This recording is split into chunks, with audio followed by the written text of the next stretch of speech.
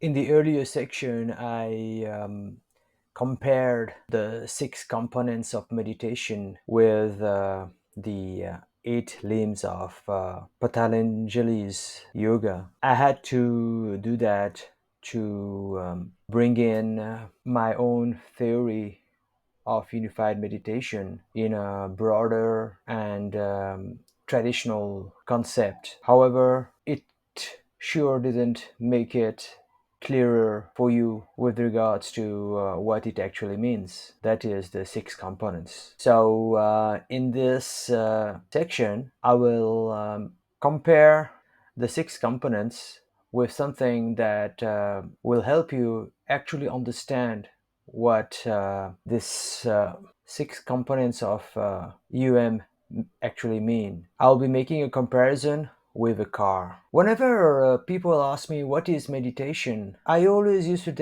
tell them that it was like getting into a car. When I told them this, I hadn't written this book and I had no idea that I would be writing this book or what its content would be. However, for me, meditation was simply like getting into a car and one that was working. Then I could go to different places, do different things, be different things.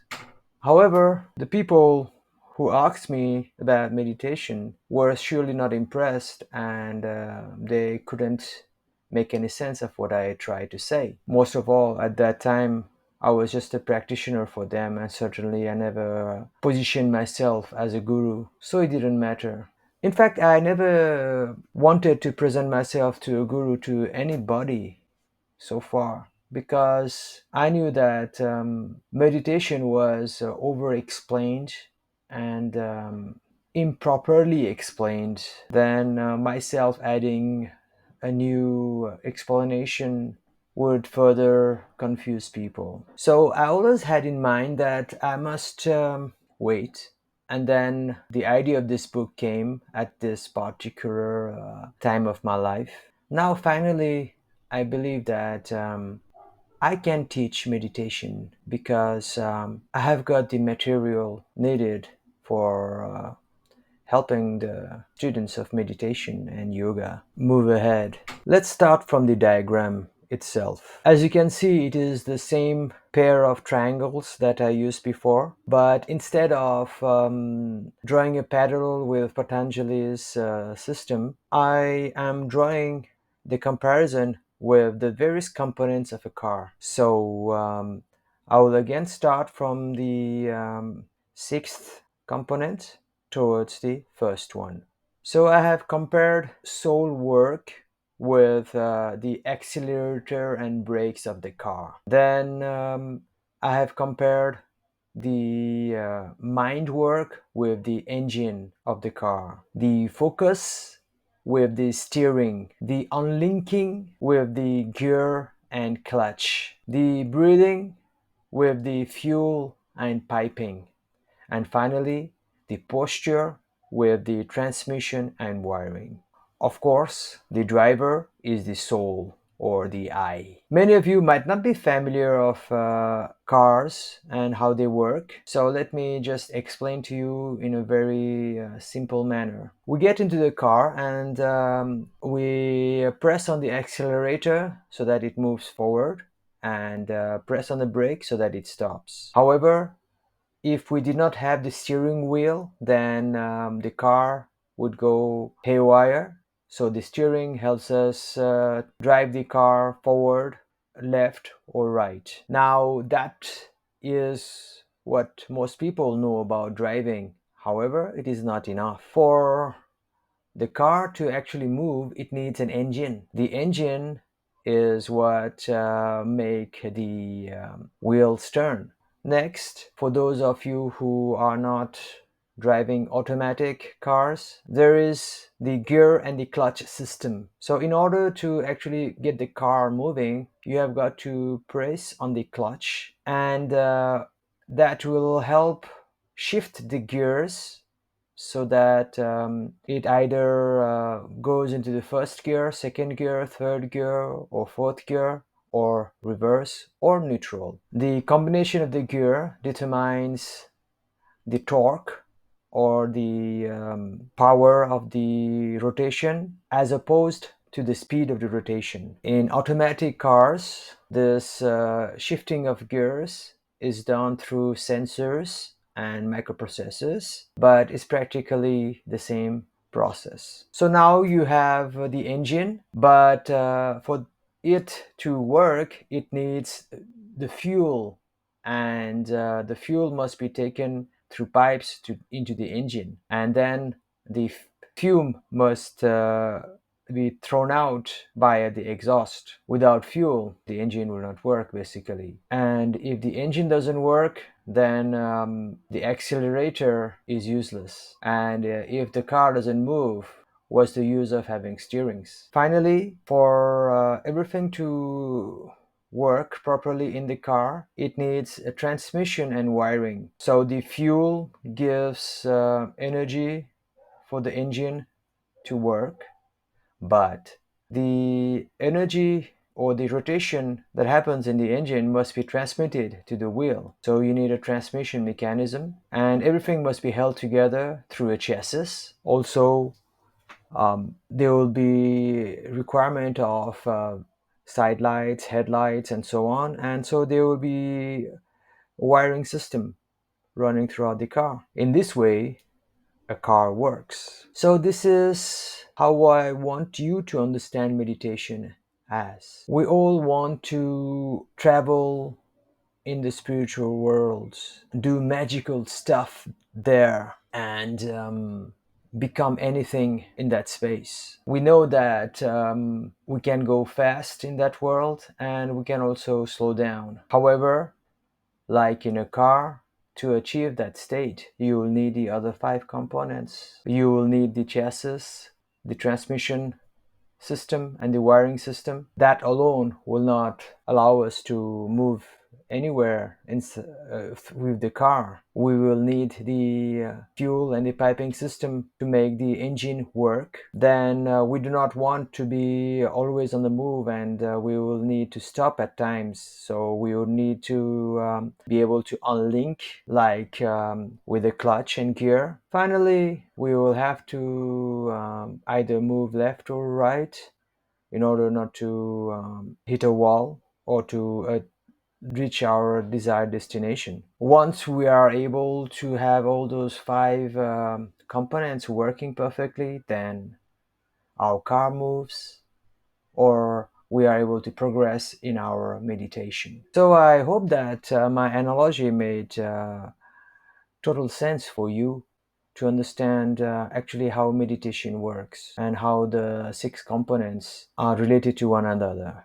Next, I want you to look at the three states at the bottom of the diagram. The first one is where the six components are not working. Even if you have one component or two components working perfectly, then it's not enough and the car will not be moving.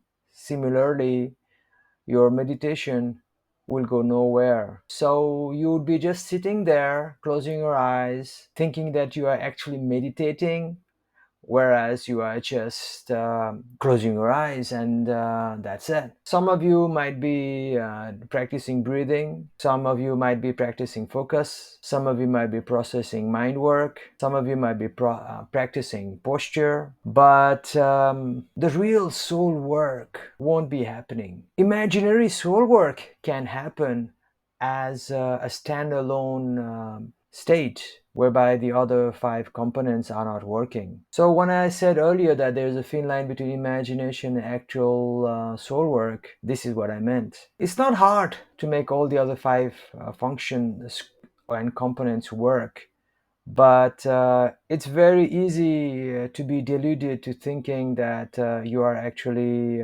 doing meditation when actually you are not. I want you to remember the analogy of the car. Just because you sit inside the car and press the accelerator pedal, it doesn't mean that it will go forward unless there is fuel in the tank, the engine hasn't seized, the transmission system and wiring system are not broken, the gear and clutches are operating, and the steering is not locked. So, in this way, I've been presenting you meditation in the simplest possible way for you to understand. Now, in the state 2 of the diagram, you will see that the car has crashed. Now, sometimes in meditation, we overdo things. Some people tend to sit down, close their eyes, and force themselves into some kind of meditation, and then they activate some chakras or centers of consciousness, and then they are not able to control the car.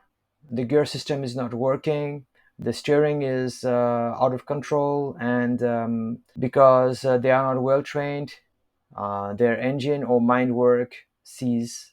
Consequently, they crash before going to the destination that they aspired. Hopefully, they crash into a wall and not into people. We will see many meditators whose meditation practice is like a wrecked car in the various temples of Nepal and India. There will be medicants who think that they have attained high levels of enlightenment, but they are just impostures. Then, to hide their ignorance, they wear the robes of yogis and meditators, but that doesn't make them successful in meditation. They develop delusions, and many so called gurus end up cheating their followers, abusing them in various ways,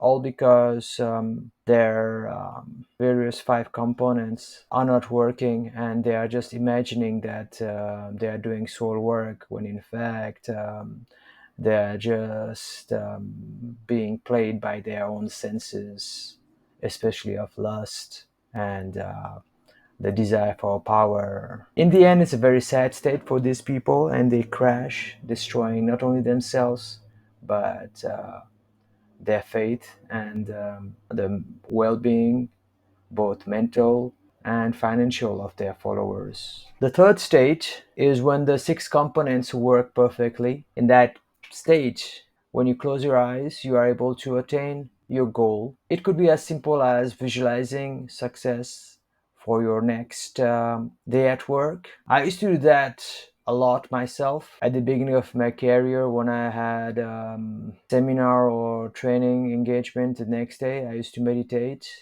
and visualize, go to that time of the future whereby I would be conducting the training, and then I would imagine myself or do the soul work that it went perfectly well and everybody was happy because my engine or mind work was in perfect condition, being fueled by the proper amount of air, and myself having the proper posture whereby the motion and the power of the engine could be transmitted to the wheels of meditation. I was able to take my imagination to the next step of actual soul work, and then I could shift the gears or unlink my nervousness and link to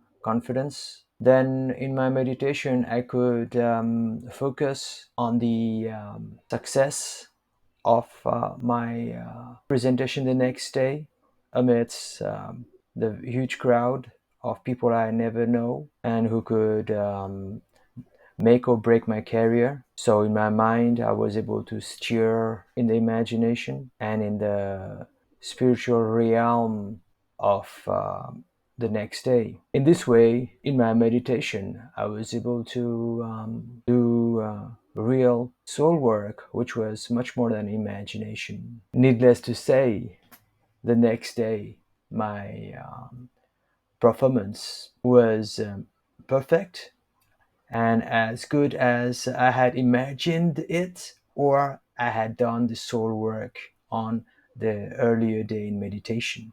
I've practiced that thousands of times, and nowadays I just tell myself to do that particular soul work before speech, and the soul work is automated basically nowadays in regards to my stage performance. So, in this way, you are now educated and familiar with the six components of meditation. I helped you both put this six component in the context of the current tradition of Patanjali's Eightfold Mysticism, as well as the practical application compared to the functioning of a car. So now, when I tell people that meditation is like driving a car, I can tell them to refer to this particular section of the book or this video book.